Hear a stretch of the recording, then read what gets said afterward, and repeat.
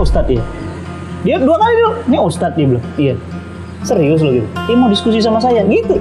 Saya kalau nggak Allah mudahkan lisan saya, kalau nggak Allah kuatkan hujah-hujah saya, nggak mampu. Jadi itu semuanya Allah. Dan gini, ternyata orang itu pada saat puncak karirnya, pada saat puncak kejayaannya, itu justru pada saat puncak pencariannya. Sebenarnya yang merubah seseorang itu adalah pandangannya tentang kehidupan. Donasi Anda hantarkan hidayah Quran ke seluruh dunia.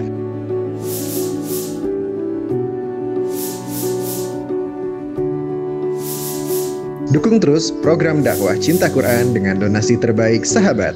Soalnya polanya bersama. Teh Bella juga lagi naik kan, ada kegelisahan. Kemudian Teh Peggy pun begitu polanya juga gitu. Dan Ustadz Felixio juga begitu. Lagi mencari-mencarinya, lagi ateis-ateisnya, lagi sombong-sombongnya. Kan datang ke kosan saya. Saya kan begini dandanannya dari dulu, nggak pakai jubah, nggak pakai jenggot, nggak pakai sorban, enggak. Begini aja. Apa dia bilang? Dibilang ke temannya yang ngajak itu, dia bilang, "Ini Ustadz ya." Dia 2 kali dulu, "Ini Ustadz," dia bilang. Iya. Serius loh gitu. Dia mau diskusi sama saya gitu. Terus saya bilang, "Udah itu pecel lele udah saya siapin." Saya ingat banget. Akhirnya kita makan pecel lele. Nanya lagi. Ini Ustadz nih. Gitu. Nah itu sombong namanya. Sombong itu meremehkan manusia. beda sama sekarang ya beliau. Jauh beda. Kalau dulu sangat, ya apa ya, kalau saya bilang punten ya, dulu itu ya Cina sangke gimana? Maksudnya memang dia orangnya kan dulu memang sombong anggung. Nah sekarang aja maksudnya secara teknis berpikirnya tuh. Berarti zaman dulu tuh sebenarnya memang ada bakat itu. Jadi memang pertama bakat cerdas, bibit unggul. Yang kedua ada kesombongan karena merasa bahwa apa sih agama gitu loh. Gue nggak pakai agama, happy aja gitu. Nah udah saya akhirnya, habisin dulu pecel lele deh. Nah saya kurung di kamar berdua. Jam 7 malam saya ingat abis sholat isya, kamar saya kunci karena nggak ada toilet, nggak makan, nggak minum, nggak ke toilet sampai jam 5 subuh. Dari jam? Ngobrol jam 7 malam. 7 malam sampai jam 5 subuh. Jam 5 subuh. Awalnya topiknya apa, Sat? Ya awalnya nanya, Tuhan tuh ada nggak sih? Kalau ada buktinya mana? Jawaban Ustaz apa? Hah? Jawabannya? Oke, saya tanya, antum ada jantung? Ada.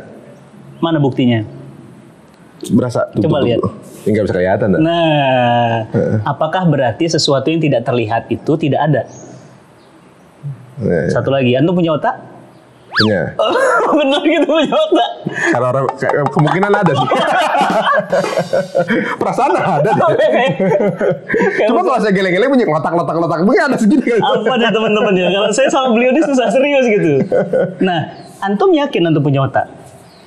Tapi antum nggak pernah ngeliat otak loh. Pernah, Sat? Hah? Pernah. Kapan? Masakan Padang. Di otak sapi. Otak sapi. Iya. Artinya, sesuatu yang tidak bisa kita indra secara panca indera, itu bukan berarti tidak ada. Membuktikan mata kita terbatas. Begitulah surga, begitulah neraka. Hari ini antum mengingkarinya, karena antum nggak mengindranya. Nanti kalau udah di sana, antum nyesel. Ketika udah di sana, makanya Quran bilang apa? Ya laitani kuntu turoba. Ya Allah, kembalikan kami ke dunia meskipun jadi tanah. Nyesel. Karena nggak ngelihat. Awalnya surga, kan ada tokoh yang ngomong gini, apa kadang? Emang benar ada surga neraka? Dia bilang gitu. Dan dia bilang apa? Kalau memang benar ada, emang pernah ada yang berangkat ke sana, terus balik ke sini, bilang itu ada. Saya bilang, wah gawat nih, saya bilang. Ini gawat, saya bilang. Ini berarti keimanannya kacau. Padahal itu semuanya ada kabar dari Al-Quran. Nah berarti Al-Qurannya yang harus kita bongkar dong, harus kita analisis. Ini Quran sumber informasi yang benar nggak sih gitu loh? Karena kan kita percaya surga, neraka, hari kiamat segala macam itu kan dari Quran. Berarti Qurannya yang harus kita belek, bahasa saya. Nah akhirnya kita belek Quran. Jam 4:30 dia bilang, mana Quran, coba lihat. Ini kan buatan orang Arab. Saya bilang buatan orang Arab ya. Yuk saya bacain ayat. Wa in kuntum fi raibim mimma nazzalna ala abdina fa'tu bi suratin min misli. Mulai itu. Apa artinya? Saya jelasin artinya. Jika kamu ragu terhadap hamba kami Muhammad, datangkan satu ayat saja. Belum nih. Saya udahlah jangan jauh-jauh deh, saya bilang. Udah buka halaman pertama Al-Baqarah ayat 1. Zalikal kitab la raiba fi. Kitab ini tidak ada keraguan. Antum pernah kuliah kan? Pernah nulis skripsi kan? Isi skripsinya apa? Kata penulis, ngomong apa di kata penulis? Kata pengantar. Nah. Kata pengantar ya mengulas isinya lah sedikit. Mengulas isinya. Terus biasanya di kata-kata akhir ngomong apa? Biasanya selalu begitu tuh. Ya ada kalau jika ada apa namanya kekeliruan. Nah itu berarti skripsi buatan manusia. Skripsi ini jauh dari sempurna, penulis mohon saran dan masukan, bahkan doktor sekalipun itu pasti begitu isinya. Tapi tidak dengan Quran Ji. Quran di halaman awal dia langsung zalikal kitab, hazal kitab la raiba fih. Tidak ada sedikit pun, bayangin Ji. Berarti kalau nggak ada sedikit pun ragu, berarti neraka pasti. Benar. Berarti surga bener. Cuma kan karena kita sekarang sama lah kayak antum dalam rahim ibu antum. Emang antum bisa nyangka kita bakal ketemu seperti ini? Kan enggak. Karena dalam rahim ibu kan. Begitu kita ketemu, loh. Iya, kok bisa ketemu? Berarti dulu nggak tahu kita. Sama kita nanti di asirat. Orang bilang asirat, Allah asirat, asorot, dinya canda-candain tuh.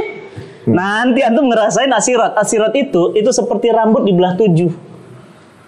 Bagaimana rambut dibelah 7 coba? Bayangkan, dan nggak bisa nolong Mimi, nggak bisa nolong anak-anak Atala, nggak bisa nolong, antum jalan sendiri. Ya gimana Felix nggak mikir waktu itu? Mulai tuh ketampar lagi. Saya bilang belum selesai, saya bilang. Ya, dan dikatakan lagi apa?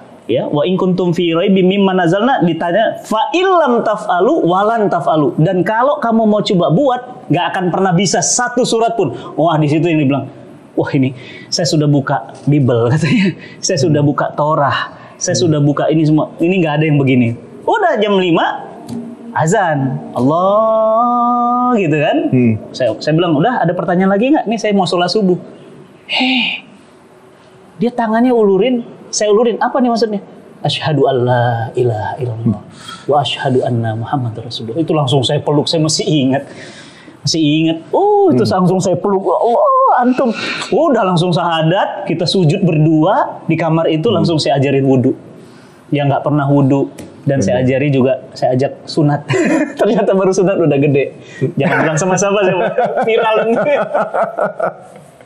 Waduh tuh. Saya denger gini aja merinding, Ustaz. Bayangin. Allahu Akbar.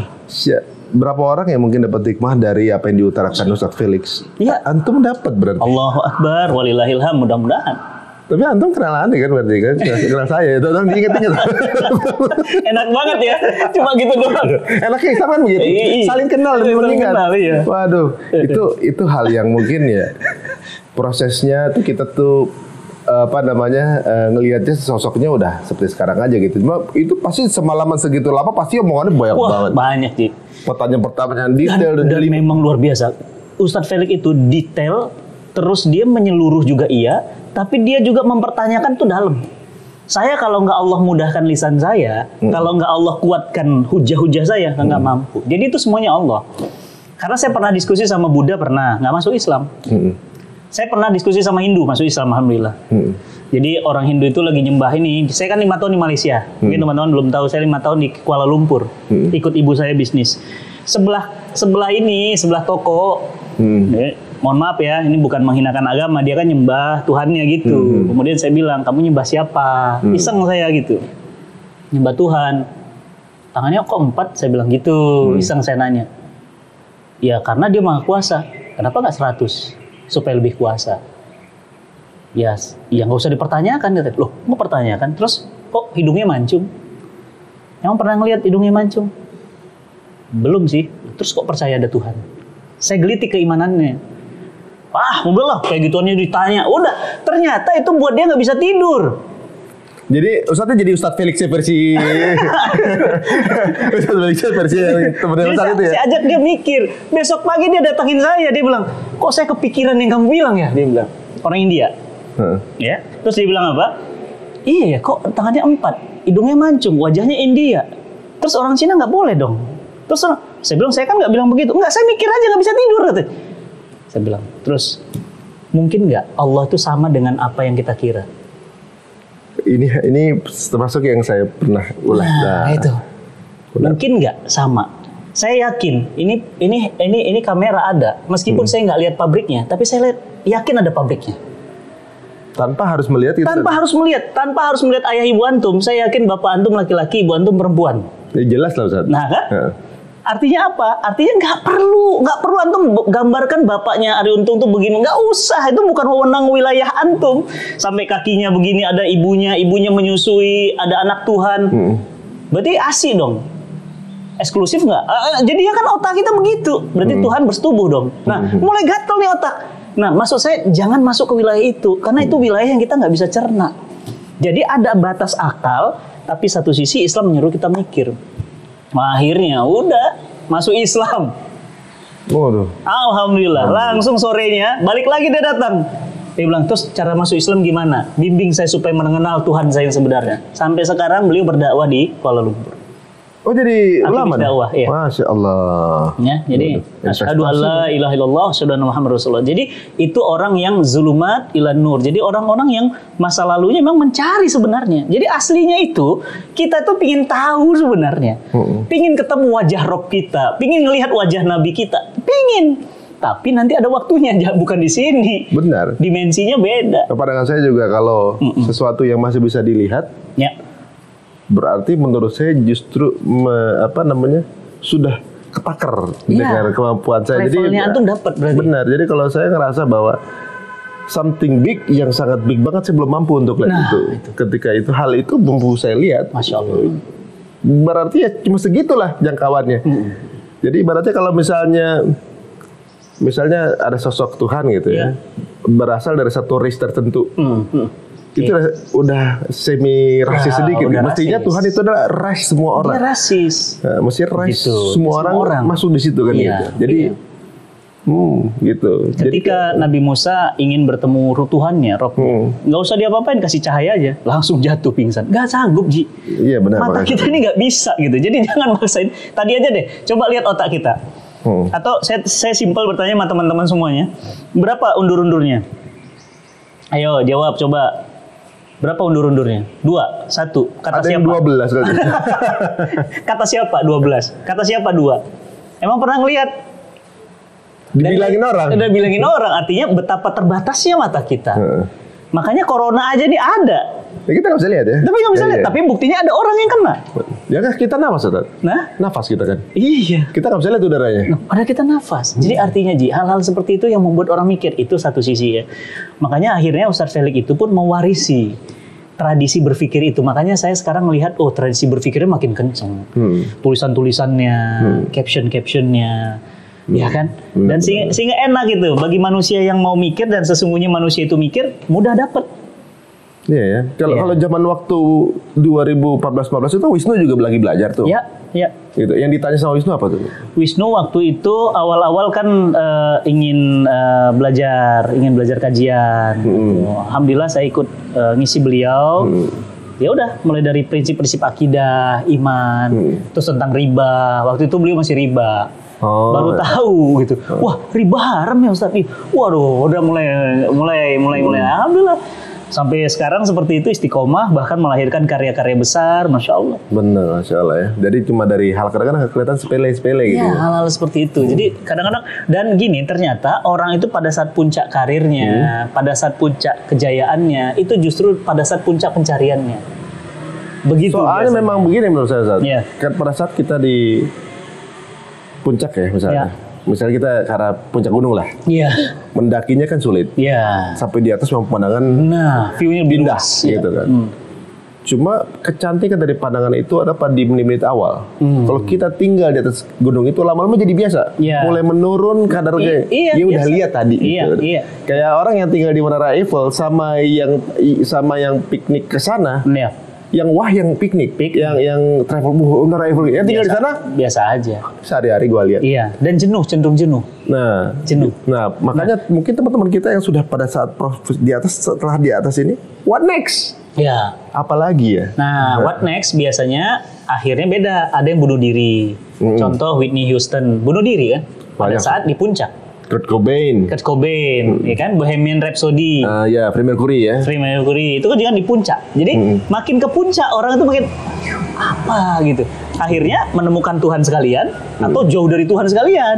Jadi memang dua itu tuh jalannya begitu polanya. Malah kalau menurut saya sebenarnya dia itu di puncak itu pencarian Tuhan, Ustaz. Ketemu sih Tuhannya. Ya.